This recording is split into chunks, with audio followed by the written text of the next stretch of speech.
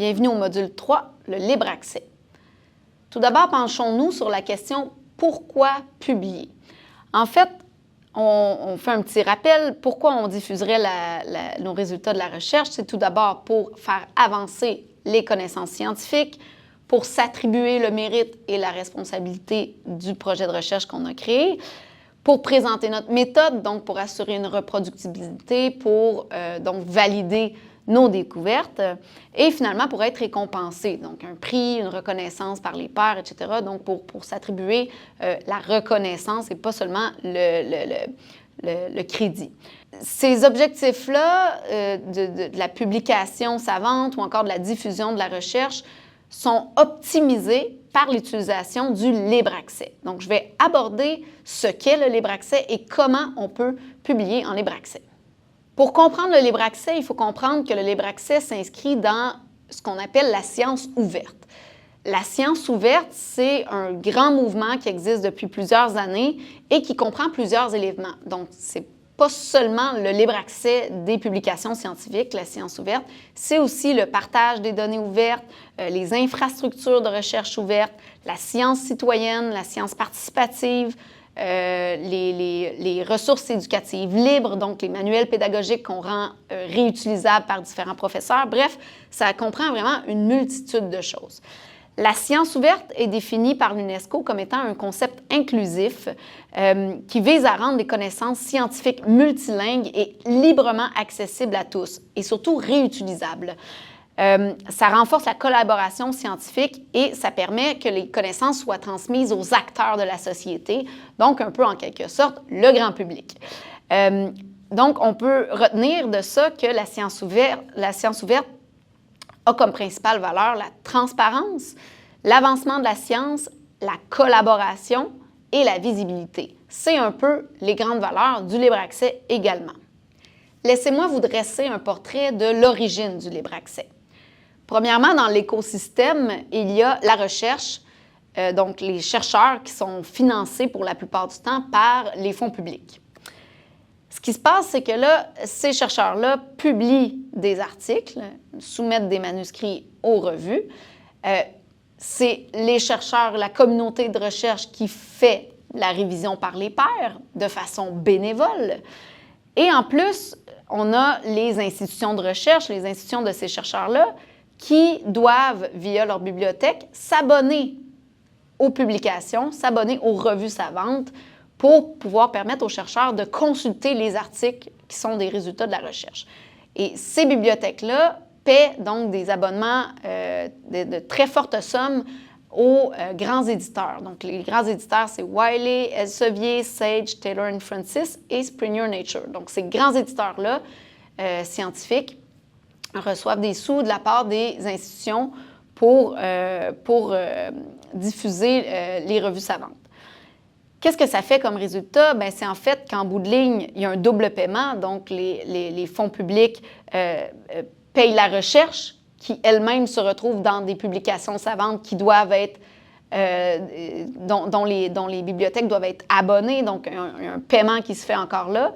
Et en plus, bien, en fait, ça nourrit, ça fait fructifier les profits des éditeurs, des grands éditeurs. Et il y a même une étude là, qui disait que les grands éditeurs font plus de 30 de profit, ce qui est énorme. Mais surtout aussi, c'est qu'en bout de ligne, ça ne revient même pas au grand public. Donc, le grand public n'a pas accès à ces articles scientifiques-là, étant donné que ce sont des articles qui sont sous abonnement. Dans cet écosystème-là, justement, le libre accès est donc apparu. Il est apparu depuis le début des années 2000, donc la première déclaration officielle a été faite en 2002, la déclaration sur le libre accès, et ça a mené plusieurs organismes subventionnaires à exiger aux chercheurs que la publication soit disponible en libre accès si le chercheur avait été financé par les fonds publics.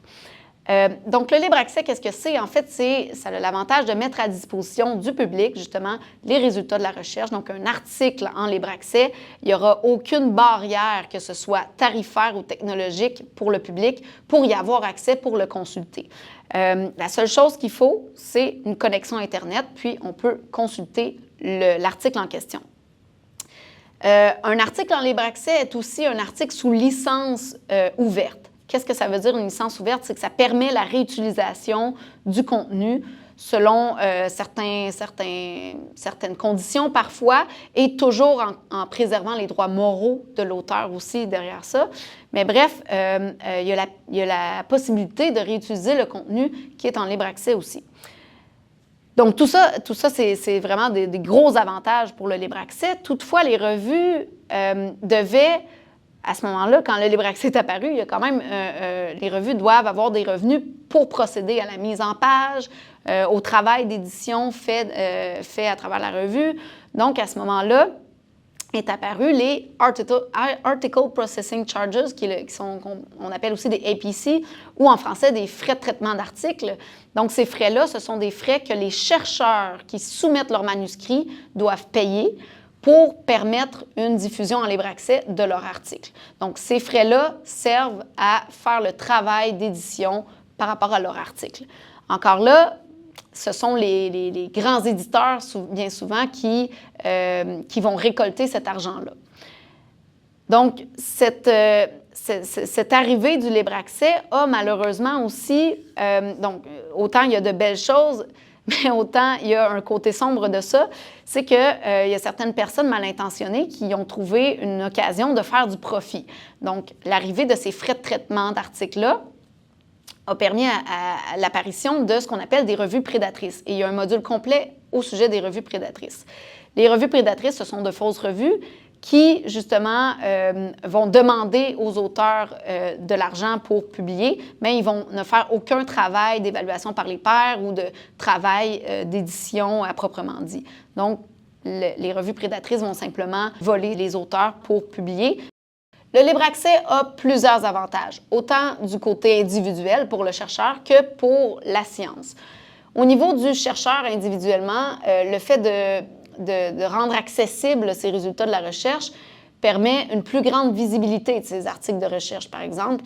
Et par le fait même, il y a plusieurs études qui le prouvent, il va peut-être avoir plus de chances d'être cité par ses collègues, donc les autres chercheurs. Donc, il va augmenter son nombre de citations. Un peu parallèlement à ça, plus il est connu, plus il fait connaître ses résultats de la recherche, plus il a de chances de créer d'occasions de collaboration aussi avec d'autres chercheurs. Et finalement, le chercheur a plus d'impact sur la société puisque les résultats de recherche sont disponibles à toute la société.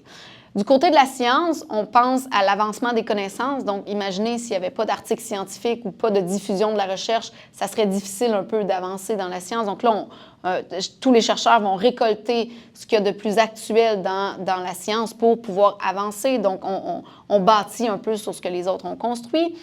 Ça permet une plus grande démocratisation du savoir aussi. Donc, les institutions, par exemple, qui n'avaient pas assez d'argent pour se payer des abonnements auprès des grands éditeurs peuvent désormais, avec le libre accès, accéder à beaucoup de contenus scientifiques qui sont disponibles gratuitement.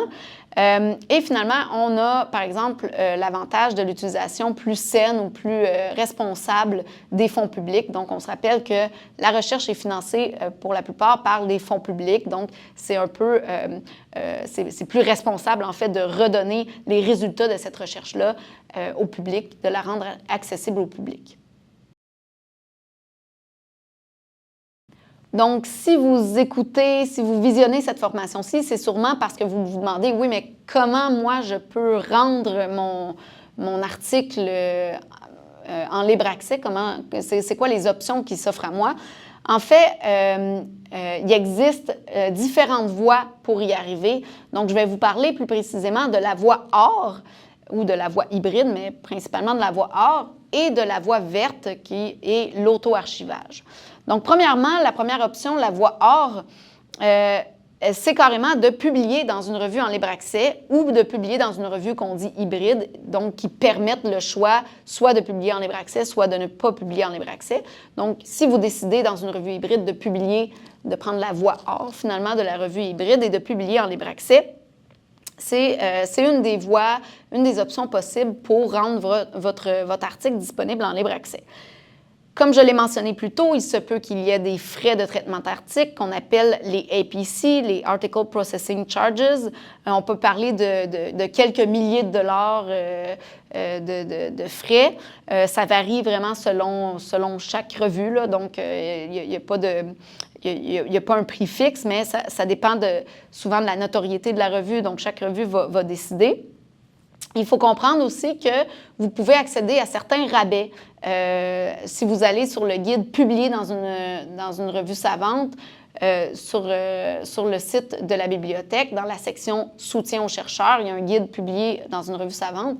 Et là-dedans, il y a une section sur les rabais disponibles pour les chercheurs de l'UQTR ou tout membre de la communauté de l'UQTR qui veut publier a accès à certains rabais.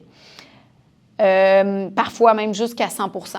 Donc, il y a quelques outils, dont le Journal Search Tool pour trouver ces rabais-là. Donc, c'est certaines ententes qui ont été faites entre les bibliothèques canadiennes et des éditeurs, des grands éditeurs, pour permettre justement aux auteurs de payer moins de frais de traitement d'articles.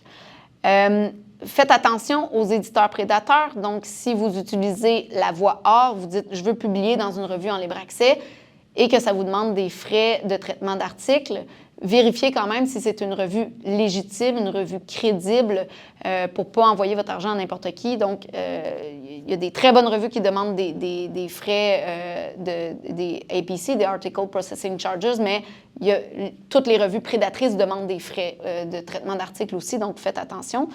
On vous liste ici quelques outils pour trouver des revues en libre accès sans frais de publication. Donc, c'est ce qu'on préfère. On appelle ça des revues diamants, en fait, quand il n'y a aucun frais pour les auteurs ni pour les lecteurs, donc, et que c'est en libre accès. Donc, vous pouvez, par exemple, utiliser le DOAJ, qui est une plateforme qui recense ou pas toutes les revues, mais une partie des revues en libre accès. Et il y a une petite case qu'on peut cocher, un filtre « without fees », donc sans frais, pour voir c'est quelles revues qui sont sans frais. Sur Érudit aussi, si vous préférez publier en français notamment, il y a aussi des revues bilingues dans Érudit, vous pouvez cliquer dans la présentation des revues, là, la page de présentation des revues. Il y a sur le côté, c'est écrit si c'est avec frais ou sans frais. Donc, vous pouvez vérifier comme ça. Vous pouvez aussi demander à votre bibliothécaire disciplinaire pour plus de renseignements. La deuxième option pour publier en libre accès, c'est ce qu'on appelle la voie verte. On appelle ça aussi l'auto-archivage. Qu'est-ce que c'est ça? Bien, en fait, c'est que si on publie dans une revue traditionnelle ou une revue hybride, mais qu'on ne choisit pas la version en libre accès, mais qu'on choisit la version normale, donc c'est-à-dire que les lecteurs devront payer pour accéder à votre article, à ce moment-là, vous pouvez déposer une certaine version de votre manuscrit dans le dépôt institutionnel pour rendre le contenu en libre accès. Donc, encore là, ce n'est pas pour toutes les revues. Il faut vraiment vérifier les politiques de dépôt ou les politiques d'auto-archivage de chacune des revues. Donc, ce n'est pas toutes les revues qui permettent ça, mais la plupart le permettent quand même. Parfois sous certaines conditions, parfois ils vont vous permettre de le mettre dans un site web, dans n'importe quel site web, ou parfois c'est seulement dans le dépôt institutionnel aussi. Donc le dépôt institutionnel à l'UQTR se nomme Cognitio. Donc vous devez vérifier justement ces différentes règles-là, soit sur le site de la revue, donc qui va mentionner si on permet ou non le dépôt d'une version du manuscrit dans le dépôt institutionnel ou non.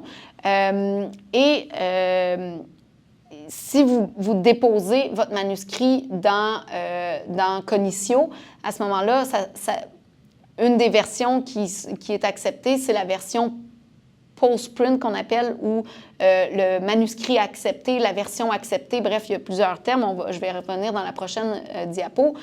Mais tout ça pour dire que si vous déposez une version de votre manuscrit sur le dépôt institutionnel, celui-ci sera indexé dans des grandes plateformes comme Google Scholar. Donc, les gens, le public, n'importe qui pourront y avoir accès via ces plateformes-là. Voilà, c'est un avantage quand même à utiliser Cognitio, à utiliser la voie verte. Pour ce faire, Pour déposer dans Cognitio, il faut signer une licence, donc permettant à la bibliothèque de diffuser cette version-là du manuscrit.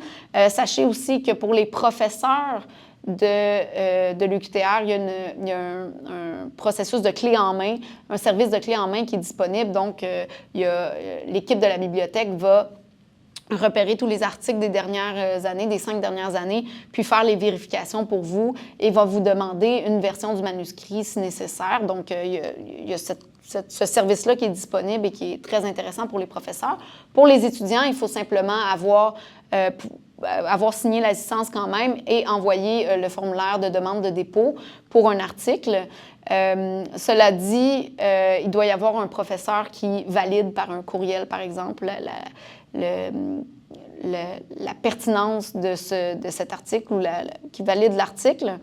Donc voilà, si la revue ne permet pas, par exemple, dans sa politique d'auto-archivage, si la revue ne permet pas l'auto-archivage, donc l'auto-archivage, c'est le fait de déposer dans le dépôt institutionnel une version de notre manuscrit. Si la politique l'interdit, vous pouvez toujours essayer d'utiliser, en fait, ce qu'on appelle l'addenda Spark, qui permet, en fait, que vous puissiez procéder à l'auto-archivage parce que, par exemple, un organisme subventionnaire vous le demande, vous l'exige. Donc, vous pouvez joindre cet addenda-là au contrat que vous avez avec la revue. Donc, vous contactez la revue, vous lui dites que vous voulez joindre cet addenda-là qui vous permettrait de procéder à l'auto-archivage. Maintenant, je veux glisser un mot sur les différentes versions d'un article. Donc, la première version, c'est vraiment la pré-publication qu'on appelle aussi preprint. Le preprint, c'est vraiment la version qui a été soumise à la revue. Donc, ça n'a pas été évalué par les pairs, ça n'a pas été mis en page non plus par l'éditeur. Cette version-là, preprint, peut être déposée dans différents dépôts comme Archive ou d'autres types de dépôts, mais pas dans Cognitio, donc pas dans le dépôt institutionnel de l'UQTR, ce n'est pas accepté. Cela dit, une version qui est donc la version du manuscrit qu'on va appeler le manuscrit accepté ou la version acceptée ou le manuscrit final ou le post-print, le post-publication. C'est une version donc qui aura été évaluée par les pairs, mais pas encore mise en page par l'éditeur. Et cette version-là peut être parfois dans un document Word, par exemple. Cette version-là peut être déposée dans Cognitio si l'éditeur, donc si la revue le permet, donc si c'est dans ses politiques d'auto-archivage ou sa politique de dépôt, si elle le permet, elle pourrait être déposée dans Cognitio. La troisième version de l'article, c'est la version qu'on appelle la version finale ou la version publiée ou voilà, c'est pas mal les synonymes qu'on a. C'est-à-dire que c'est la version qui a été évaluée par les pairs, qui a été mise en page par l'éditeur. En fait, la version qui se retrouve sur le site de l'éditeur habituellement une fois que c'est publié. Et si la revue a dans sa politique une permission de déposer cette version-là dans le dépôt institutionnel, à ce moment-là, ça pourrait être déposé dans Cognitio.